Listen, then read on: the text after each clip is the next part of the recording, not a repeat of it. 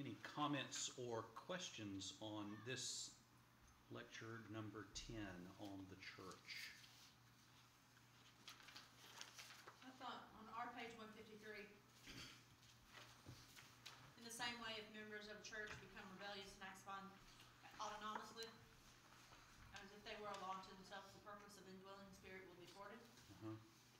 That spoke to me about churches who divide and become new. And yeah, I don't. I wish I knew how many. We just sent out some letters to all the churches in Colquitt County. I would be interested to know how many Baptist churches there are that have split and split and split, because, you know, at the end of the day, you know, I would assume First Baptist Church was the Baptist church in town at one point in time, and yes, for reasons of growth and where you are, it certainly made sense to have smaller churches. But we certainly know here locally that, you know, there's another nice big Baptist church on that end of town that wanted to dance, and that was the split that happened there. But I mean, I think there are between 40 and 50 Baptist churches in Colquitt County. I've just always thought that But not dissension, but disagreements within a church that led to splitting not for reasons of there are too many people in this church, let's make a smaller one. yeah, That does the same thing. When a group of people decides that what their church is offering them is not what they want or need, and they leave, that has to do something to the church, to the original church. I mean, it just, and we saw that some years ago, and it just seems like the mother church never fully recovered until recently. right. Yeah, you tend, and every body, not everybody, every body is certainly diminished by the absence of voices within it. And we as Anglicans are not innocent by any stretch of the imagination. Certainly the Reformation within the Anglican Church didn't happen in the exact same way that it happened on the continent. But at the end of the day, we still remain separated from the Catholic Church.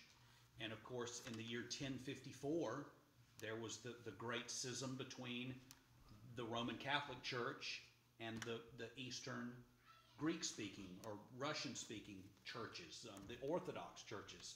So ever since then, we have, up until that point, those churches were not seen as separate. I mean, before 1054, there was simply the church. And when you said the church, you knew what you were talking about. It was the local assembly of Christians. And for the most part, their form of worship was fairly consistent. Ever since then, and certainly since the Reformation of the 16th century, worship has been anything other than uniform. I mean, one of the geniuses of Anglicanism and what Archbishop Cranmer was trying to put forward, the book that we have in our pews has a very necessary word in it. It's the Book of Common Prayer. It doesn't mean common in the sense of simplistic or simple. I mean, it is the prayer for the common man, but it is common prayer. It is prayer that is held in common. If you had gone to an Anglican church, really prior to the early 1970s, there would have been a great deal more uniformity. Yes, there would have been some churches that would have had communion, some that would have had morning prayer on Sunday mornings. But wherever you went, you would have felt at home. You would know where you were. You know where you stood. After the reforms of Vatican II and The liturgical renewal, everything has been really up in the air. I mean, you could go from anything that doesn't even resemble an Anglican style worship to out Catholicing the Catholics. I mean, you have everything in between.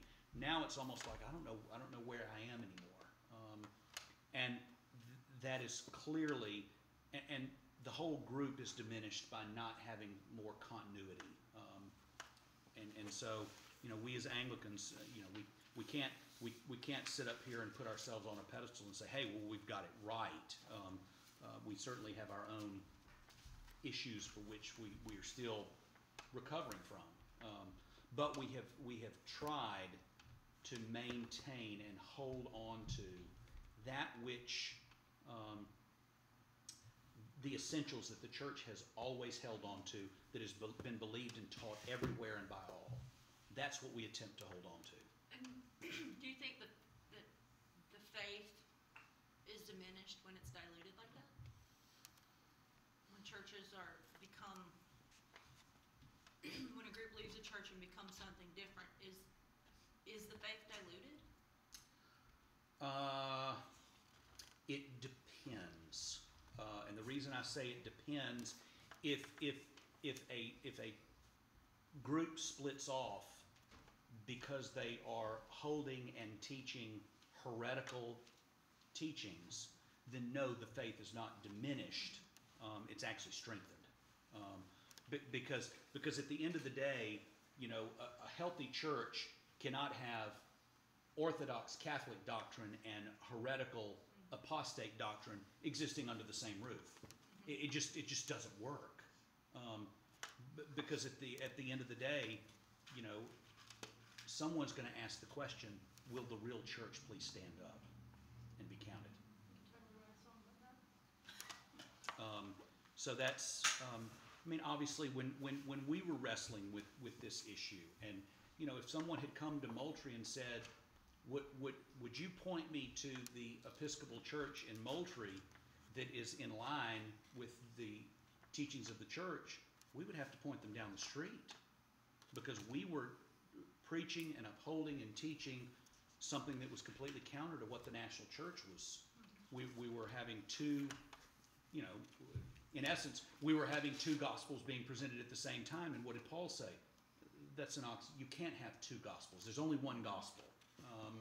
And so that's, so I would answer your question by saying yes and no. Is the faith diminished? Yes, that's right. If it's over something that's minuscule and is not a matter of core doctrine, over which a split occurs, unless, like we said, it's for necessity, and the church has simply gotten so big. And see, there's another aspect of the church that we didn't talk about. Is one aspect of the church is its ability to nurture one another and to love one another. When a church gets so big that it becomes ineffective in knowing how to love one another, then maybe it is time to split and form have two smaller groups that are doing that very, very well. And in that case, the faith is not diminished, but actually it's strengthened for both groups.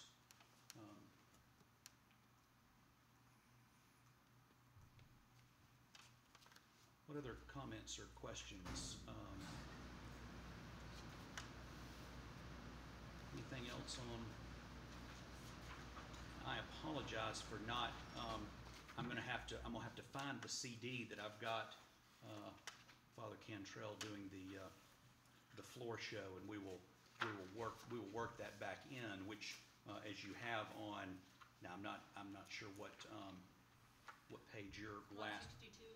162 is ours. 162. But I'd rather. I mean, I could certainly do this, but I'd rather. I think it's much more fun to watch Father C do this. But I will put my hands on the CDs that he sent me that has him doing the floor show, and I will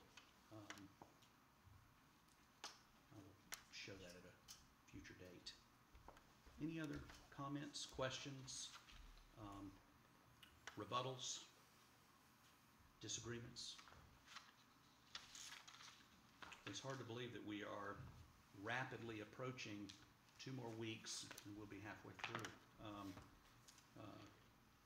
We aren't meeting next week, right? We are not meeting next Sunday afternoon, by the way. The Lord be with you. With thy spirit. Let us pray. Unto God's gracious mercy and protection we commit ourselves and those near and dear to us. May the Lord bless us and keep us. May the Lord make his face to shine upon us and be gracious unto us. May the Lord lift up the light of his countenance unto us and give us his peace, both this day and forevermore.